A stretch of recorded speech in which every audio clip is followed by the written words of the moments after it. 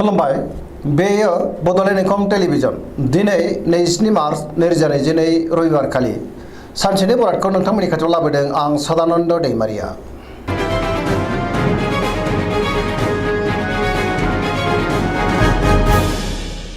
सिगां फरायनो लादों मेष राशि गिबि हांखो अ ल।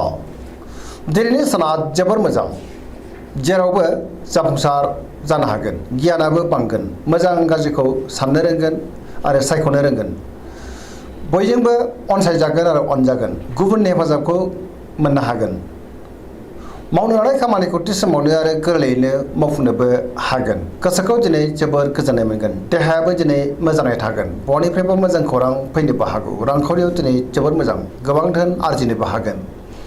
बेफार फालांगियाव जोबोर मोजां मुलाम्फा मोनगोन, सोरबा लोगोनि हेफाजाब मोनगोन, न'खराव दिनै बिसि फिसायनि गेजेराव अनलायनाय फैगोन, बिमा बिफानि अननाय आरो बोरखौ मोननो हागोन, बहाबा थांनांगौब्ला दिनै जोबोर मोजां आरो मोजाङैनो हान्थिनोबो हागोन, गुबुननि गोसोखौ गोरलैयैनो बोनो हागोन, गोसोनि बोलोआ बांगोन, समाजाव दिनै गोबां मान मोनगोन, लाइमोनफ्रा मोजां खौरां मोननो हागौ, गोसोआ दिनै जोबोर रमान्टिक जागोन आरो गावबा गावनि गोसोनि साननायफोरखौबो फोरमायलायनोबो हागोन। फरायसाफ्रा फरायनायाव गोसो दुंखांगोन आरो मोजां फिथाइ मोननोबो हागोन, पजिटिभ एनार्जिनि गोहोमबो गोग्लैगोन, धोरोमारि बिथिङावबो गोसो दुंखांगोन।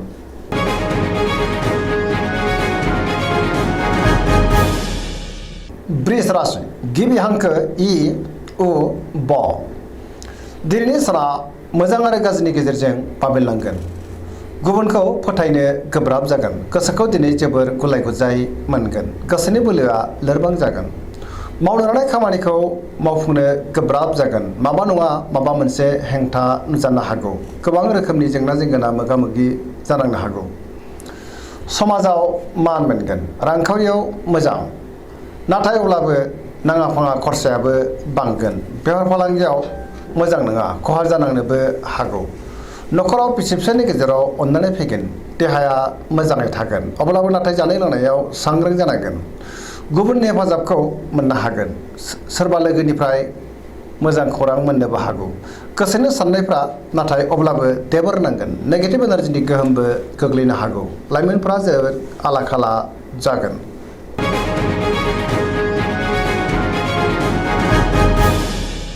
मिथुन राशि गिबि हांखो ख स। दिनैनि साना जोबोर मोजां, बयजोंबो अनजागोन आरो मोजां मोनजागोन, सुथुरखौ दिनै गोरलैयैनो फेजेननो हागोन, गोसोखौ जोबोर गोजोननायबो मोनगोन, गोसोआ जोबोर खुसि जागोन, देहाया दिनै मोजाङै थागोन, रांखावरियाव जोबोर मोजां, मोननो गोनां धोनखौबो मोननो हागोन, आरजिनाय धोनखौबो दोनथुमनो हागोन, आयाबो बांगोन, बेफार फालांगियाव जोबोर मोजां मुलाम्फा मोनगोन, न'खराव दिनै बिसि फिसायनि गेजेराव अननानै फैगोन, समाजाव मान मोनगोन, गोसोनि बोलोआबो बांगोन, मावनो लानाय खामानिखौ थि समावनो आरो गोरलैयैनो मावफुंनोबो हागोन, सोरबा लोगोआ हेफाजाब होगोन, सोरजोंबा बाख्नाय जानोबो हागौ, गुबुनजों मोजां सोमोन्दो लाखिनो रोंगोन, लाइमोनफोरनि गोसोआ दिनै जोबोर रमान्टिक जागोन, गोसोनि साननायखौ फोरमायलायनोबो हागोन, गोसोआव पजिटिभ साननाय फैगोन, गोथों आरो गोग्गो साननो रोंगोन, पजिटिभ एनार्जिनि गोहोमबो गोग्लैगोन, मोनफ्रोमबो बिथिङावनो जाफुंसारगोन।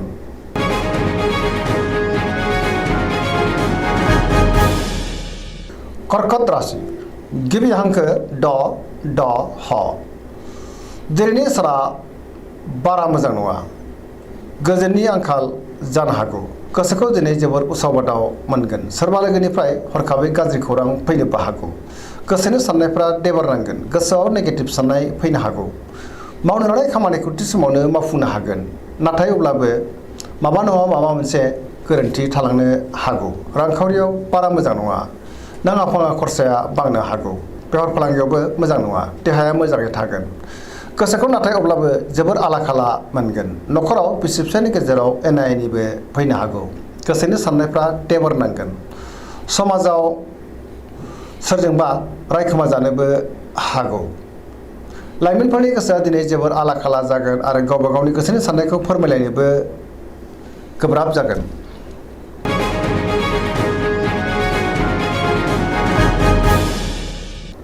सिंह राशि गिबि हांखो म ट। दिनैनि साना जोबोर मोजां, गुबुननि थाखाय गोबां मोजां खामानि मावनानै होनोबो हागोन, गोसोआव पजिटिभ साननाय फैगोन, गोथों आरो गोग्गो साननो रोंगोन, गियाननि आंखाल जानाय नङा, मावनो लानाय खामानिखौ थि समावनो आरो गोरलैयैनो मावफुंनोबो हागोन। सोरबा लोगोनिफ्राय थोजासे हेफाजाब मोनगोन, बहाबा दावबायहैनो खाबु मोनगोन। रांखावरियाव दिनै जोबोर मोजां, गोबां धोन आरजिनोबो हागोन। बेफार फालांगियाव जोबोर मोजां, गोसोनि साननायखौ दिनै गुबुननो फोरमायनोबो हागोन। न'खराव बिसि फिसायनि गेजेराव अननानै फैगोन, समाजाव गोबां मान मोनगोन। गुबुननि गोसोखौ दिनै गोरलैयैनो बोनो हागोन। देहायाबो मोजाङै थागोन। पजिटिभ एनार्जिनि गोहोमबो गोग्लैनो हागौ।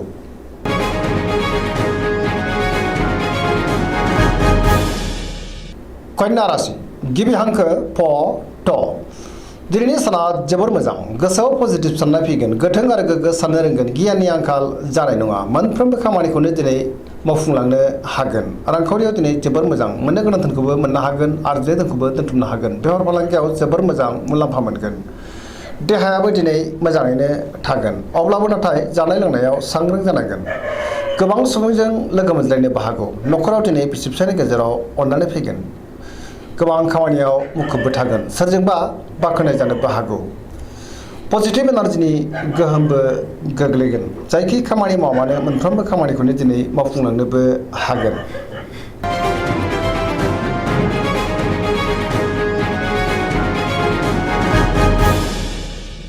तुला राशि गिबि हांखो र ट। दिनैनि साना जोबोर मोजां, गोसोनि बोलोआ बांगोन, गोसोनि साननाया मोगथाङाव जाफुंगोन। मावनो लानाय खामानिखौ थि समावनो आरो गोरलैयैनो मावफुंनोबो हागोन। देहायाबो मोजाङै थागोन, अब्लाबो नाथाय जानाय लोंनायाव सांग्रां जानांगोन। गुबुनजों मोजां सोमोन्दो लाखिनो रोंगोन। रांखावरियाव दिनै जोबोर मोजां होनजायो, गोबां धोन आरजिनोबो हागोन आरो मोननो गोनां धोनखौबो मोननो हागोन। न'खराव बिसि फिसायनि गेजेराव अननानै फैगोन, समाजाव गोबां मान मोननो हागोन। गुबुननि थाखाय मोजां खामानि मावनानै होनोबो हागोन। सोरबा लोगोनिफ्राय थोजासे हेफाजाब मोनगोन। गोदान खामानियाव आखाइ होजेननोबो हागोन।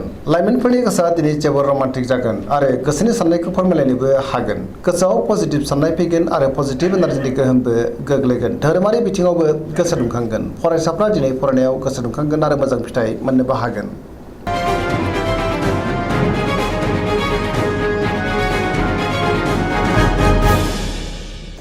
वृश्चिक राशि गिबि हांखो न स। दिनैनि साना जोबोर मोजां, बयजोंबो अनजागोन आरो गुबुनजोंबो अनसायजागोन। समाजाव लोगो लेवा बांगोन। सोरबा गोजाम लोगोजों बहाबा लोगो मोनज्लायनो हागौ। गोसोआव पजिटिभ साननाय फैगोन, गोथों आरो गोग्गो साननो रोंगोन, गियाननि आंखाल जानाय नङा। मावनो लानाय खामानिखौ थि समावनो आरो गोरलैयैनो मावफुंनोबो हागोन। गुबुननिफ्राय थोजासे हेफाजाब मोनगोन। गोसोनि साननाया मोगथाङाव जाफुंगोन, गोसोनि बोलोआबो बांगोन। समाजाव दिनै गोबां मान मोननो हागोन। न'खराव बिसि फिसायनि गेजेराव अननानै फैगोन, बिदा फंबायजों मोजां सोमोन्दो थागोन। गुबुनजों मोजां सोमोन्दो लाखिनोबो रोंगोन। बेफार फालांगियावबो दिनै जोबोर मोजां होनजायो। देहायाबो दिनै मोजाङै थागोन। बहाबा थांनांगौब्ला दिनै जोबोर मोजां आरो मोजाङैनो हान्थिनोबो हागोन।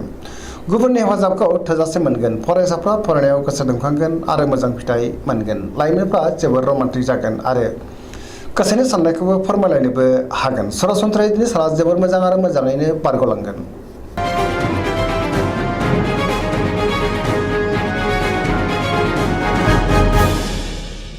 धनु राशि गिबि हांखो ढ फ भ।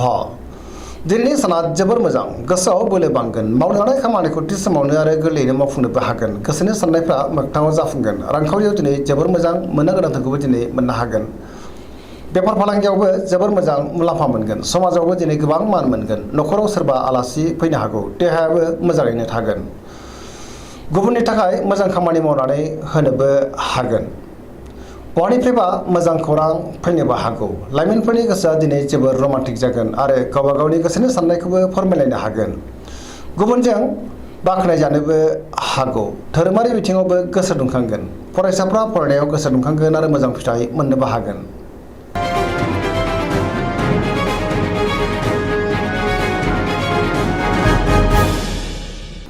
मकर राशि गिबि हांखो ख ज। दिनैनि साना बारा मोजां नङा। गोसोनि साननाया देबार नांगोन। सिगांनि बबेबा आद्रा खामानिखौ मावफुंनायाव माबा नङा माबा मोनसे हेंथा ओंखारनो हागौ। रांखावरियाव बारा मोजां नङा। नाङा फाङा खरसाया बांगोन। बेफार फालांगियावबो बारा मोजां नङा। गोबां धोन खहा जालांनोबो हागौ। गुबुनजों मोजां सोमोन्दो लाखिनो गोब्राब जागोन। मावनो लानाय खामानिखौ मावफुंनो गोब्राब जागोन। गोदान खामानिखौ जागायजेननो हानाय नङा। न'खराव बिसि फिसायनि गेजेराव अननानै फैगोन। बिदा फंबायजों मोजां सोमोन्दो थागोन आरो बिसोरनि हेफाजाबखौ मोनगोन।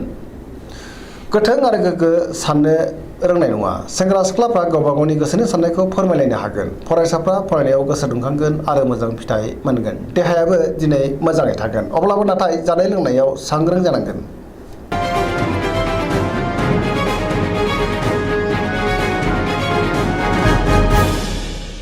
कुम्भ राशि गिबि हांखो ग स स। दिनैनि साना मोजां आरो गाज्रिनि गेजेरजोंनो बाबेनलांगोन। गोसोखौ दिनै जोबोर गलाय गुजाय मोनगोन। मावनो लानाय खामानिखौ थि समावनो मावफुंनो गोब्राब जागोन। बहानिफ्रायबा मोजां खौरां फैगोन। समाजाव मान मोनगोन। गोबां मुंदांखा सुबुंजों लोगो मोनज्लायनो हागौ। रांखावरियाव मोजां, नाथाय अब्लाबो खरसायाबो बांगोन। आरजिनाय धोनखौ दोनथुमनोबो हागोन। बेफार फालांगियाव जोबोर मोजां मुलाम्फा मोननो हागौ। देहाया मोजाङैनो थागोन। अब्लाबो नाथाय जानाय लोंनायाव सांग्रां जानांगोन। न'खराव अननानै फैगोन। गुबुननि थाखाय नाङा फाङा जेंनायाव गोग्लैनांनोबो हागौ। सांग्रां जानाया गाहाम। बिमा बिफानि अननायखौ मोननो हागोन। बहाबा दावबायहैनो खाबु मोनगोन, नाथाय अब्लाबो लामा सामायाव सांग्रां जानांगोन।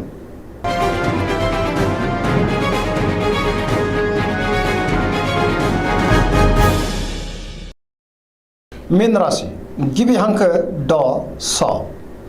दिनैनि साना मोजां आरो गाज्रिनि गेजेरजोंनो बाबेनलांगोन। गोसोआव पजिटिभ साननाय फैगोन। गोथों आरो गोग्गो साननो रोंनाय नङा। गोसोनि बोलोआ लोरबां जागोन। गावनि गोसोनि साननायखौ दिनै गुबुननो फोरमायनो हागोन। देहाया बारा मोजां थानाय नङा। सानाय सुनायजों खस्थ' मोननांनो हागौ। जानाय लोंनायाव सांग्रां जानांगोन। बहानिफ्रायबा नाथाय मोजां खौरां फैनोबो हागौ। रांखावरियाव मोजां, बेफार फालांगियावबो मोजां होनजायो। न'खराव बिसि फिसायनि गेजेराव अननानै फैगोन। बिदा फंबायजों मोजां सोमोन्दो थागोन। गोसोनि बोलोआ लोरबां जानो हागौ। सोरजोंबा रायखोमा जानोबो हागौ। लाइमोनफोरनि गोसोआ दिनै जोबोर रमान्टिक जागोन। गावबा गावनि गोसोनि साननायफोरखौबो फोरमायलायनोबो हागोन। फरायसाफ्रा फरायनायाव गोसो दुंखांगोन आरो मोजां फिथाइ मोननोबो हागोन। दिनैनि राशि फरायनाया एसेनोसै। जोबनायाव बेखौनो खावलायो जाहाथे नोंथांमोना सानफ्रामबो जोंनि बे बड'लेण्ड इंखं टेलिभिजनखौ नायबाय थायो आरो साबस्क्राइब खालामो, लोगोसे लाइक खालामो आरो शेयार खालामो। एसेनोसै, गोजोन्थों।